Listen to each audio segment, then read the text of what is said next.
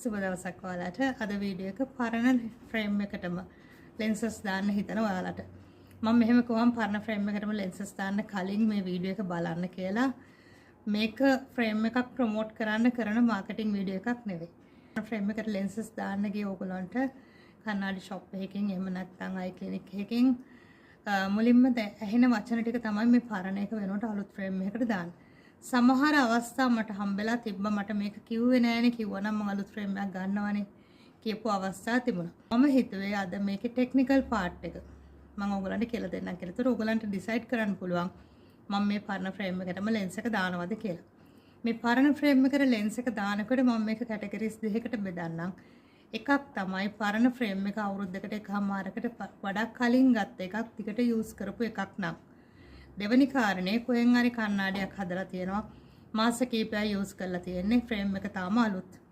මම මේ අද කතා කරන්නේ ওই දෙවැනි කාරණේ නෙවෙයි. කියන්නේ ෆ්‍රේම් එක තාම අලුත් කියන අයට නෙවෙයි. මම කතා කරන්නේ අවුරුද්දකට එකමාරකට කලින් ගත්ත ෆ්‍රේම් එකක් එක්ක අවුරුදු දෙකක්ම මම මේකම තමයි දැම්මේ. තව අවුරුද්දක් දෙකක් මට මැනේජ් කරගන්න පුළුවන් වෙයි කියලා හිතලා පරණ එකටම ලෙන්සස් දාන්න උත්සාහ කරන ඔයාලට. එතකොට මේකේ ඇත්තටම ඔප්ටිකල් ෂොප් එකකට ගියොත් එහෙම නැත්නම් අයි ක්ලිනික් එකකට ගියොත් මේකේ ඕගලන්ට දකින්න මේක මෙයා මේ විකුණ ගන්න හදනවනේ ෆ්‍රේම් එකක් කියලානේ. ටෙක්නිකල් පාර්ට් එක ඊට වඩා වෙනස්. මම ෆ්‍රේම්ස් කීපයක් ඕගලන්ට පෙන්නන්නම්.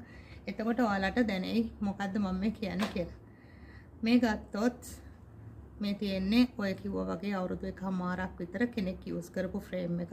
මේක මේ විදිහට පරණ ලෙන්සස් එක සමහරට අවුරුදු 10ක් තියෙයි කණ්ණාඩිය මුකුත් වෙන්නේ නැහැ. අර අලුතෙන් අපි ගෙනල්ලා හීට් කරලා ලෙන්ස් එක මාරු කරන අවස්ථාවේ මේ ප්ලාස්ටික් එක පුපුරන තියෙන chance එක වැඩි. මම ඔයාලට පෙන්නන්න මේ තියෙන මේ වගේ එකක්. මේකට මෙහෙම පිපුරුවාට පස්සේ දැන් මොකද්ද අපිට කරන්න තියෙන්නේ? ඒක මම ඊළඟට කියලා දෙන්නම්. මේ ලෙන්සස් දෙක වෙන ෆ්‍රේම් එකකට දාන්න තියෙන අපහසුතාව ටික ඒ ටෙක්නිකල් ඉෂුස් මම කියලා දෙන්නම්.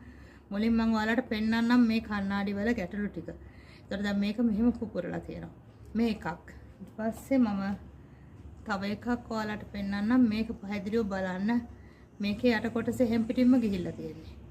මේ ටික වෙලා තියෙන්නේ මේ මෙහෙම බැලුවොත් ඔයාලට තේරෙයි. මේක වෙලා තියෙන්නේ මේ ලෙන්ස් එක අලුතෙන් මාරු කරන්න ගියාම ෆ්‍රේම් එක ක්‍රැක් වෙලා. එතකොට මේ ෆ්‍රේම් එකේ ආම්ස් හොඳයි. බලු බලමට මේක සමහර වෙලාවට ඒ අදාළ අයිතිකාරයෙක් කෙනාට මේක තේරුම් කරන්නත් බෑ. මගේ ෆ්‍රේම් එක හොඳට තිබුණානේ මෙහෙම වෙන්න විදිහක් නැහැ. නමුත් මේක මේ ටෙක්නිකලි අපේ ලැබ් එකක් ඇතුලේ විවිධ තත්ත්වයන් වලට මුහුණ දීලානේ මේක ලෙන්ස් එක මාරු වෙන්නේ. අන්න එතනයි ওই ගැටලුව වෙන්නේ. මේ තියෙන්නේ තර වගේම එකක්. මේ තියෙන්නේ පුපුරලා තිහිලා තියෙන්නේ. හරිද? එතකොට මේක ගත්තොත්